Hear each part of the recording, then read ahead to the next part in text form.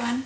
Today I'm going to do a quick Toronto book haul. Yesterday I had an amazing day. I went downtown to Toronto and I got to meet up with Sushila, who kind of organized the whole event, and Ariel, and Gina, and Brooke, and Rakita. The six of us decided to go on a bit of a walking tour of Toronto and stop off at several bookstores. I had made the suggestion that I would like to go and check out some independent bookstores because I can find a Chapters, which is I guess the equivalent of like a Barnes and Nobles or Waterstones maybe. I can find those anywhere, and I really like going into independent bookstores. They're always a bit more of a cost.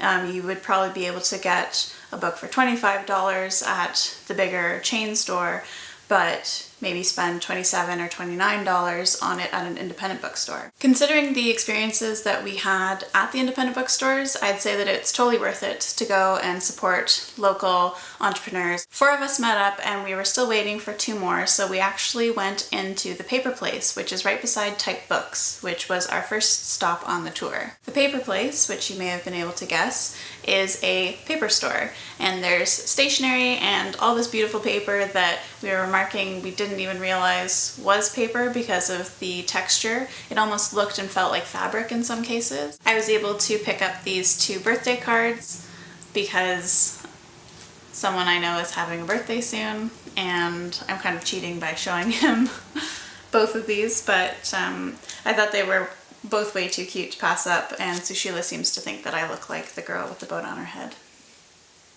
Thanks, Sush. We then made our way over to Type Books, which is a very cute independent bookstore. They have a really amazing stop motion animation film for their store, kind of an advertisement, and I'll link that below. While we were in there, we were 6 girls giggling and chatting away about books, and we kind of caught the interest of the community manager there, and she just asked us to kind of list off books that we really enjoyed or were reading at the time, or if we could provide our favorite books. So there was kind of a stunned silence over the group for a second, and then we all kind of burst out being like, well, this is going to be a little difficult. And I explained to her that we all recorded and published book review videos on YouTube, and so we gave her our channel names, and she was super sweet, and every 5 seconds she kept being like, "You're so cute." She was incredibly lovely to talk to, and I just thought it was so cool that this woman who worked at a bookstore wanted to talk about books. I'm so used to going to the big chain stores, which are Chapters here in Canada, and, you know, typically being looked at by the sales staff as a bit of an invalid. They'll often try and help you, which, you know, makes sense, but they're kind of seen as the knower of books, whereas you're seen as this petty buyer of books, and somehow they're not really the same thing. So I'd say based on that alone, the experience in an independent bookstore was incomparable to going to the big chain store. When I was in Type Books, this book completely caught my eye. It's Culpeper's Color Herbal. Nicholas Culpeper was a 16th century herbalist. What really drew me to this book was the astrological element.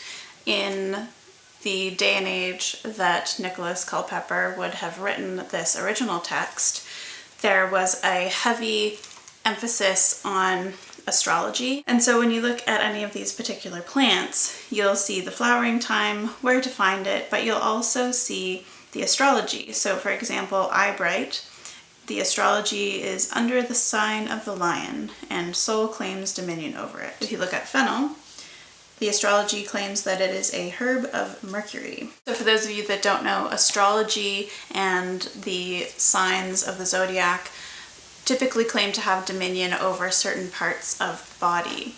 So that's how they kind of figured out how to align which plants with which ailments. So for example, Capricorn, which is ruled by Saturn, it has dominion over the skeletal structure as well as the digestive system. So if you were looking for ways to deal with that pain, you would look for herbs that had allegedly been aligned with the planet Saturn. What's great about this book is that it's showing you this kind of history but at the same time it has modern uses. So there's been some real pharmacological consultants that have dealt with this book so that people are aware of what it should actually be used for. So we have the original text in the medicinal virtues, but we also have the actual ways in which you can use these plants. I'm really trying to become more of a naturalist and kind of look to the past and see what it is that we've used for centuries and what has worked specifically. I really can't wait to study and kind of compare the differences between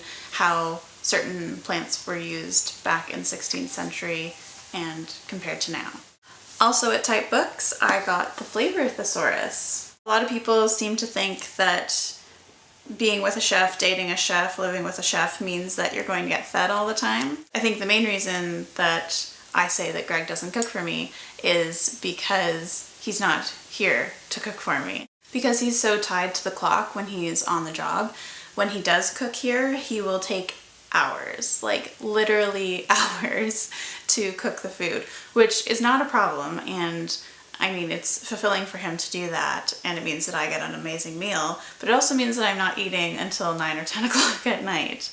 After going to Type, we moved on to get our lunch, and that was great because everyone was super starving. After that, we walked over to 401 Richmond, and we went to Swipe Books, where I got this little guy. I actually did apply just recently, and I got accepted into a graphic design program in Toronto, but I decided to defer, and I'm not a formal education kind of person, and in spite of my best efforts, I get a lot more out of different kind of learning. It's not that it would not be a great course and a great experience, but it's not something that I'm looking to invest the next 3 years of my life in that way. Thinking with Type by Ellen Lupton is kind of a typography Bible for a lot of people. It's one that's been on my list for a while, and I have a couple of other type books, so this is really going to help and I think complement those books I already have. After Swipe, we went over to World's Biggest Bookstore, which happens to be right beside BMV. World's Biggest Bookstore is now owned by Indigo, which owns Chapters, which I was mentioning earlier, and so I was able to find, finally, a journal. That was one of the things that I wanted to get. I'm kind of a collector of journals, I don't know why, and I collect very few things, but vinyl records and journals are kind of the two vices that I have. So I was looking for a journal for a specific purpose. I have a journal that I currently use in my day-to-day routine. So I got this journal, and it just kind of spoke to me. I'm not typically a pink person, but at the same time, it does kind of resonate with me every now and again, and it was really suitable, I thought, for the purposes that I wanted to use it for. I think these are dandelions, some sort of abstract dandelion, and the cover is just so neat. All of the kind of layers and levels of the drawings that are on it. It's by Peter Popper Press, which you can find in Indigo. Like, they must have shares in Indigo. Like, they have so many items that are sold there. The inside is also very pretty. And lets you know that it's a journal in case you were confused as to why there was absolutely nothing written in it. All in all, it was an amazing day. It was really draining, and it was really lovely, and there's just lots of laughter and lots of common ground, and it was really cool to sit down and talk to all of those girls and get a chance to kind of find out what their lives are like behind the camera and behind the scenes. It's also really refreshing to know that the people that you see on YouTube are actually three-dimensional, and I don't mean that in a literal sense. I mean, it's really cool to talk to them in person about stuff that they have never thought to mention online. I think I've always respected and really liked all of the girls that I got to meet yesterday, but now there's kind of an added layer and an added level, and I think the same thing happened with several of the people that I met at VidCon, and definitely the people that I got to spend time with at VidCon. So there's definitely something to be said for that physical charisma and physical connection when you actually sit down and talk to somebody from across the table and go on walks with them. It was so cute. Like, we just got to walk in pairs, and it reminded me of Madeline.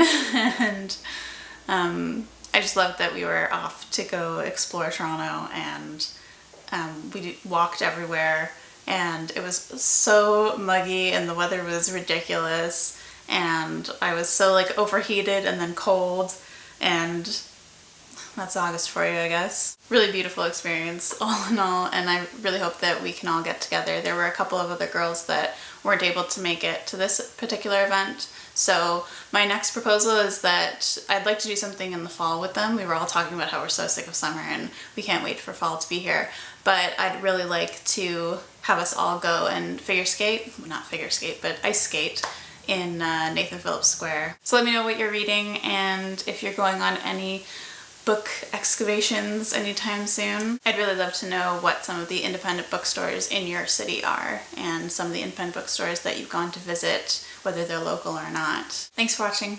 Bye. In 1649, he published The Complete Herbalist. No, The Complete Herbal.